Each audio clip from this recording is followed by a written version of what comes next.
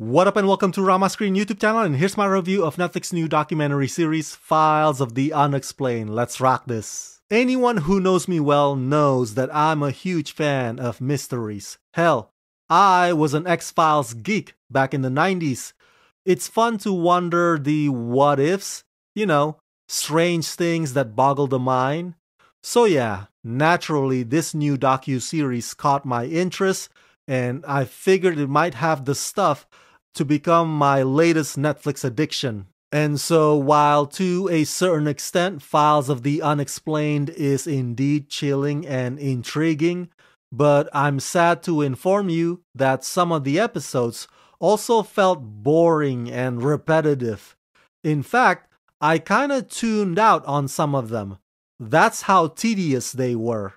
So a mixed bag is how I would describe this new show, but I'm leaning more towards it just being not good enough. From eerie encounters to bizarre disappearances, mysterious hauntings to chilling cold cases, a mix of perplexing phenomena are explored in this investigative docu-series. Hey, please click the join button below to become Rama Screen members. By doing so, you will help support this channel and you'll also get lots of perks. So click on the link below to join Rama Screen membership today. I think part of the problem that I have with this show is that some of the episodes don't have sufficient significant material to go on, so they had to add other off-tangent information just to fill the runtime.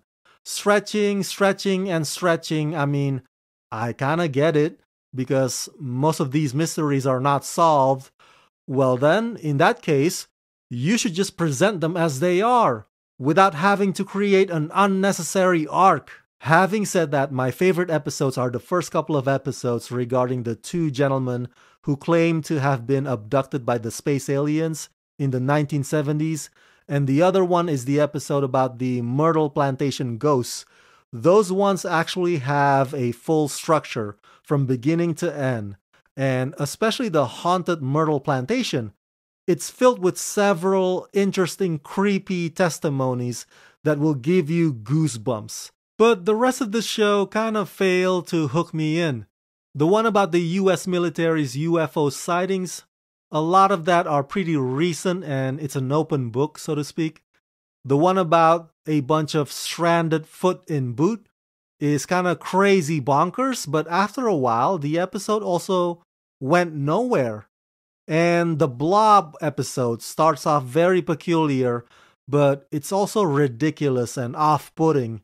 And as I implied earlier, the whole thing about what transpires next is what this show often could not substantively provides. Listen, I give Files of the Unexplained filmmakers some credit for being curious enough to ask all the questions that you'll see throughout these episodes, so perhaps not all of the blame is on them.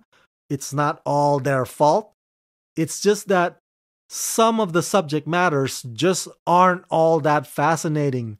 Not all of them are interesting.